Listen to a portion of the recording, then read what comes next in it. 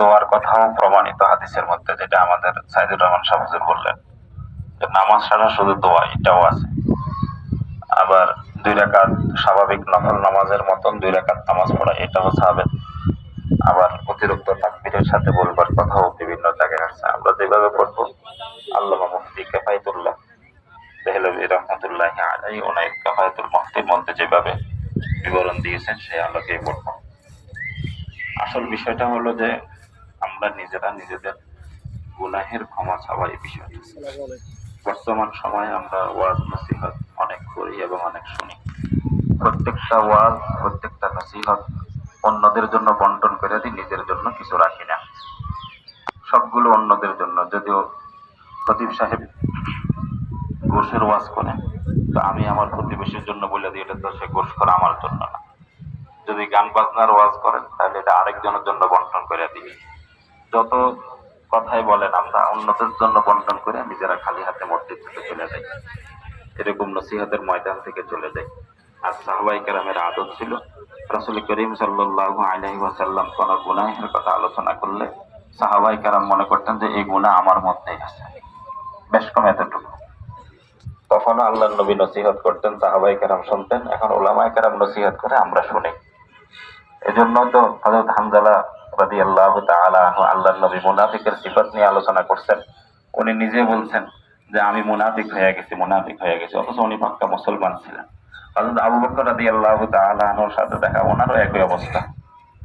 আমরা যদি আমাদের এই অবস্থান থেকে ফিরতে পারি, এই অবস্থানটা পরিবর্তন করতে পারি, যে আমরা সবাই নিজেকে গুনাহগার মনে যদি গুনাহগার ভাবা শুরু করি, তাহলে আমাদের এই বিপদ থেকে আমরা উদ্ধার পাবো। আমরা অন্যদেরকে গুনাহগার মনে করি, নিজেদেরকে আমরা বাজিদ বুস্তামি মনে করে বসে থাকি। এটাই আমাদের হালাকত, গুমরাহির সবচেয়ে বড় কারণ। কারণ হলো গুনার অনুভূতি না আসলে তওবা করার সুযোগ হবে না। ইস্তিসকার নামাজের আদব হইল, যদি কোনো বিশেষ অঞ্চলে বিশেষ কোনো অপরাধের প্রবণতা থাকে, বিশেষ কোনো অঞ্চলে বিশেষ অপরাধের প্রবণতা থাকে, এটা অঞ্চল কেন্দ্রিক অনেক সময় হয়ে থাকে। যেমন কিছু অঞ্চলে আছে নেশার ভয়াবহতা থাকে, কিছু অঞ্চলে আছে মানুষের মধ্যে সুদের প্রবণতা, ঘুষের প্রবণতা বেশি থাকে, বেপরদার প্রবণতা বেশি থাকে। তো ইস্তিসকার নামাজে আসবার আগে ওই বিশেষ যেইটার সাথে এলাকার ম্যাক্সিমাম মানুষ সম্পৃক্ত, ওই বিষয়টা থেকে আগে সবাই তওবা করা। নিজেদের কাছে যদি কারো কোনো হক পাওনা থাকে, আমি কারো হক অন্যায়ভাবে গ্রহণ করেছি, অন্যায়ভাবে তার থেকে ছিনিয়ে নিছি, তাইলে এখান থেকে আমি আমার কথা বলি, আমরা সবাই এখান থেকে নিয়ত করবো যে আমরা তাদের হক আদায় করে দিব। আল্লাহ পাক রব্বুল আলামিন তো বান্দাকে, একজন মা তার সন্তানকে যতটা ভালোবাসেন, মহব্বত করেন, আমার মালিক, আমার রব আমাকে তার চেয়ে বেশি ভালোবাসেন। মালিক আমাদেরকে এর চেয়ে বেশি ভালোবাসেন। মা সন্তানের সামান্য না খাইয়া থাকাটা বরদাস্ত করে না, নিজে না খাইয়া সন্তানকে খাওয়ান। তো যে রব আমাকে মায়ের চেয়ে হাজার কোটি গুণ কষ্ট ভালোবাসেন, মহব্বত করেন, সেই রব তো দেখতেছেন গরমের কারণে কষ্ট পাচ্ছি আমরা।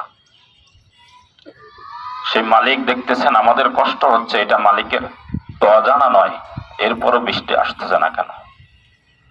কারণ হইল রবকে আমরা এত অসন্তুষ্ট করে ফেলছি, রবের রহমত থেকে এত দূরে আমরা চলে গেছি, এতটা দূরে চলে গেছি যে রবের রাগ গজব যেটা, সেটা ঠান্ডা হচ্ছে না।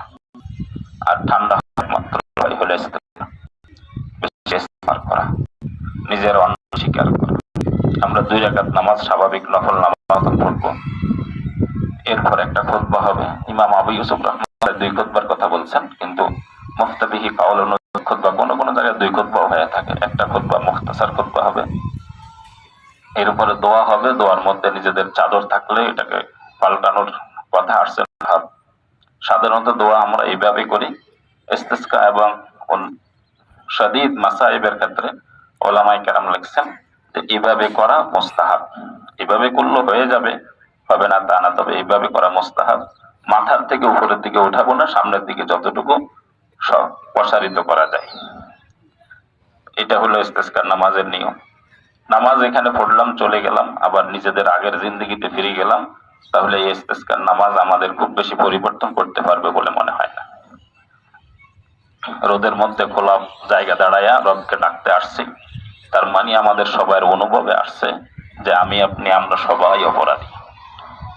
আমার অপরাধের কারণে আমরা যদি সবাই এই নিয়ত করতে পারি, এটা অনুভবে আসা আমার অপরাধের কারণেই বাকিরা কষ্ট পাচ্ছে, আমি এই আসল অপরাধীটা, এই অনুভূতিটা যদি থাকে এবং এইভাবে যদি আমাদের সামনের জিন্দগিটা চলে, তাহলে আল্লাহ আমাদের হয়তো ক্ষমা করে দিবেন।